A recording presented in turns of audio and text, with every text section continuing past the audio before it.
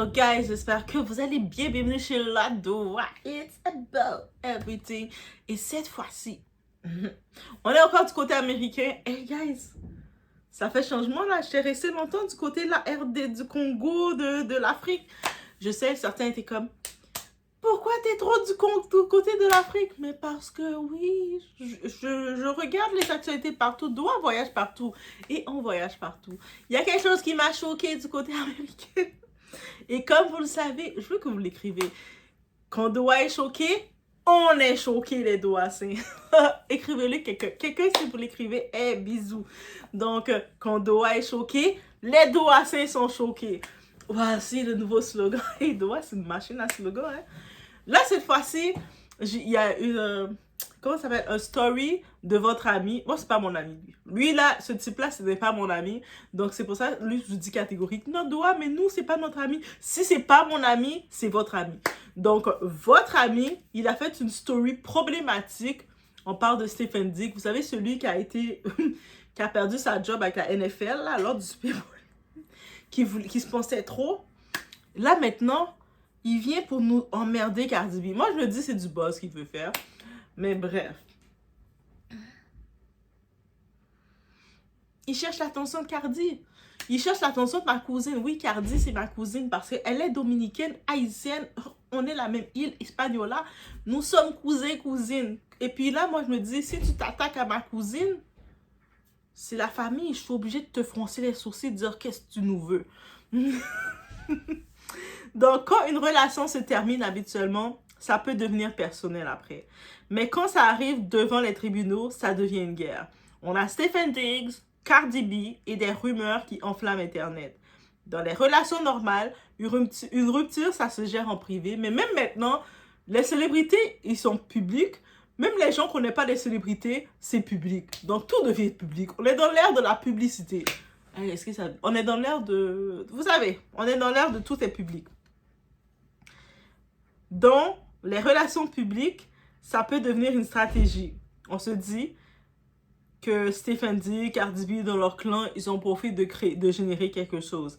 Il y a des rumeurs qui ne parlent pas que d'amour, mais de contrôle. On parle ici d'informations dites rumeurs non confirmées officiellement. La situation reste encore floue et en évolution. Mais ce qui choque, ce n'est pas seulement l'histoire, c'est ce qu'elle soulève. Mais parfois, ce ne sont pas les faits qui comptent, c'est la dynamique derrière, ok? Et on va regarder ça ensemble. On met les cœurs, yo guys, on met les cœurs. On met les cœurs, on met plein de cœurs. Mauve et or, mauve et jaune. Le jaune représente le or, mauve et or partout. Que quand je regarde, faut que je regarde les commentaires, je suis comme ça. Bim, cœur, et je suis là. Au-delà de ça, on like la vidéo. Avant de poursuivre la vidéo, juste pour vous aider, parce qu'après vous allez oublier. Oui, des fois, vous avez plein de choses en tête, parce que je sais, vous êtes débordés. Mais likez la vidéo et boostez la vidéo dès maintenant, ok? Donc, on y va. It's about everything.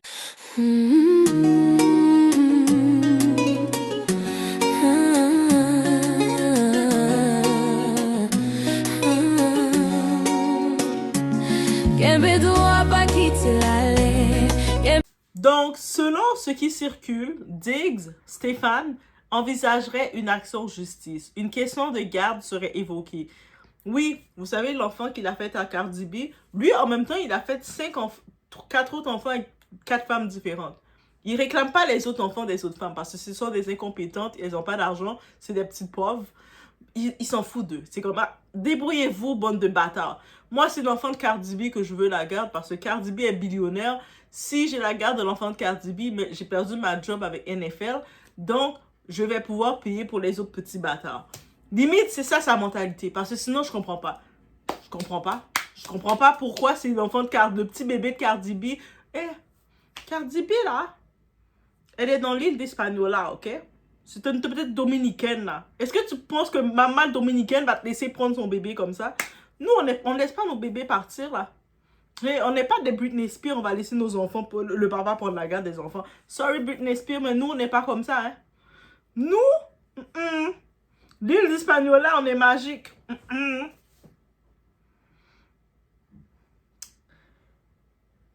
Encore une fois, rien d'officiel confirmé, mais une chose est claire. Le public réagit, dont moi aussi je vais réagir. Quand un conflit sort dans le public, ce n'est jamais neutre. Il y a une image à protéger, une narration à imposer et une perception à influencer. Dans ce genre de situation, celui qui contrôle l'histoire contrôle la réaction du public. Actuellement, on sait que c'est Cardi B qui contrôle. Lui, il essaie de faire des stories à la Offset. Mais on a vu Offset récemment, il s'est fait tirer devant un casino et puis on a pu comprendre qu'il était un gamble addict au jeu. C'est un trouble mental aussi. Quand il y a des addictions, c'est un trouble mental. On a pu comprendre ça pour Offset. Maintenant, lui, il essaie de faire comme Offset alors qu'il disait... Il essaie de faire des gros bras avec Offset. Moi, je suis différent. Moi, je suis un vrai homme. Un vrai homme de quoi? Récemment, il n'était pas allé dans le... Quand Cardi B faisait son spectacle, lui et sa mère, ils étaient allés dans le spectacle de Cardi B, et puis tu le voyais faire ça. Oui, allez voir les vidéos, guys. Vous dites, non, c'est pas vrai. Allez voir, ok. Vous allez taper Stephen D, Cardi B Show. Je ne me rappelle plus c'est quelle ville. Vous tapez ça, Stephen D, Cardi B Show. Vous allez voir avec ses amis, il faut de gros gars et gaillards. Et puis ils sont en train de faire. Et puis Cardi B, elle chante. Lui là. Allez voir les vidéos. Après, vous allez dire, ah oui, Doa, t'avais raison. Et voilà. Donc, je me dis, en quelques instants, t'as été fan de Cardi B, t'es venu la supporter dans un concert.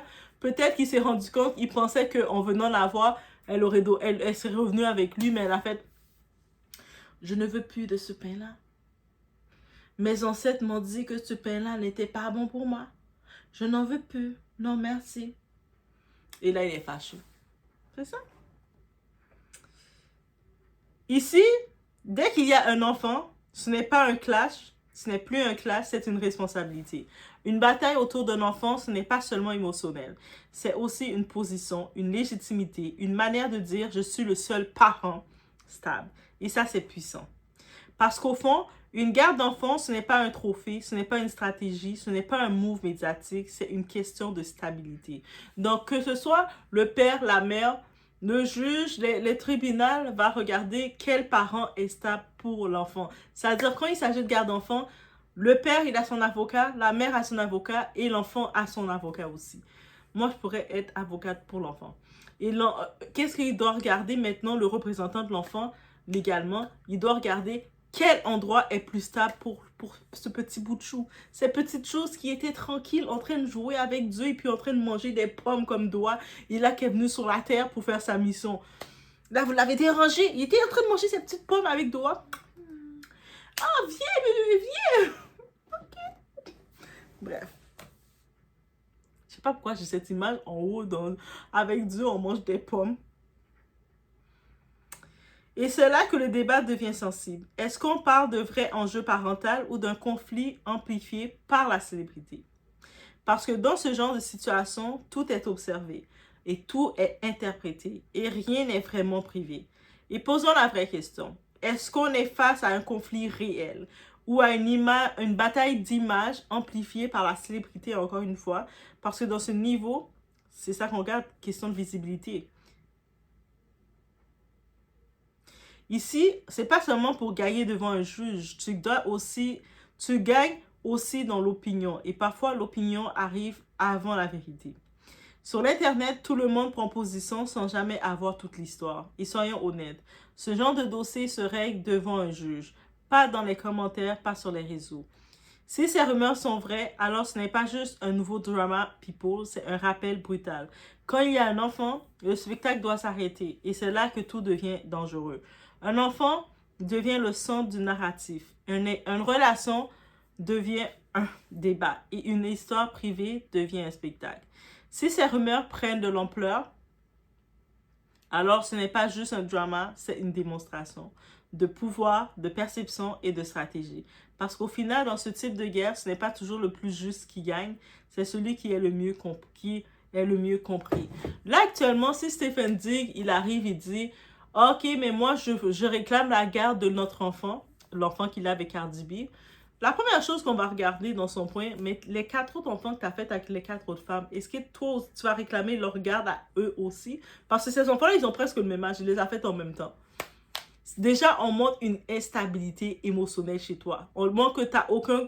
aucun contrôle de ton anatomie, de te contrôler. Tu donnes naissance à toutes les femmes. Toutes les femmes que tu rencontres, tu les fais des bébés.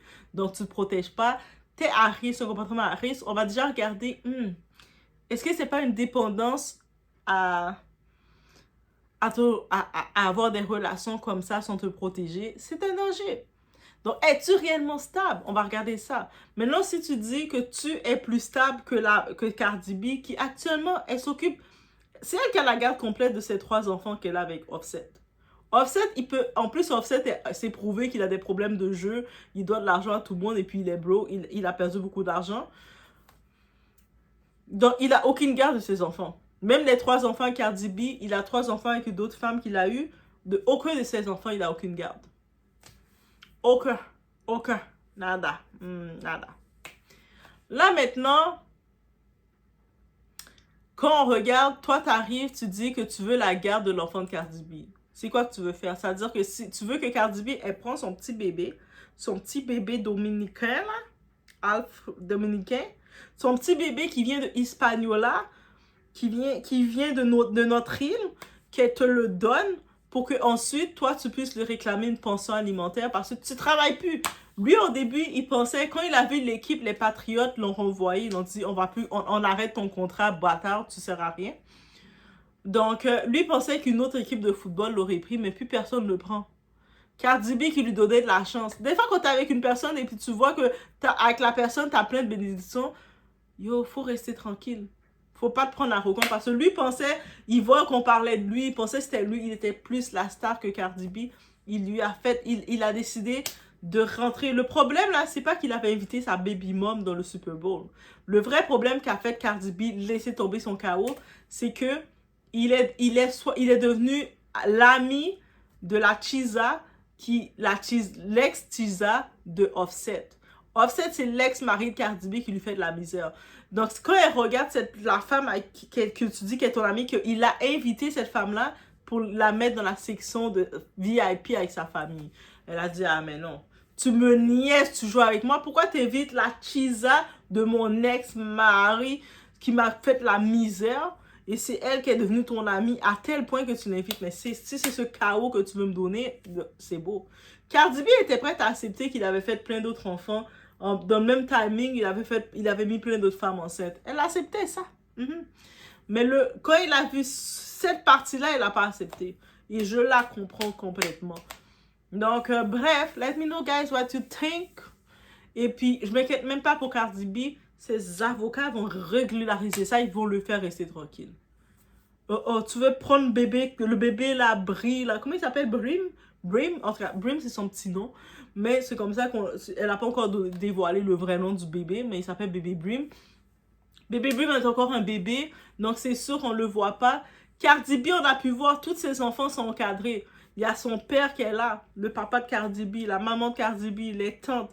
Tout son entourage est là. C'est-à-dire, les enfants de Cardi B, ils parlent espagnol correctement, là. Ils sont là, blablabla, comme ça, toute la journée.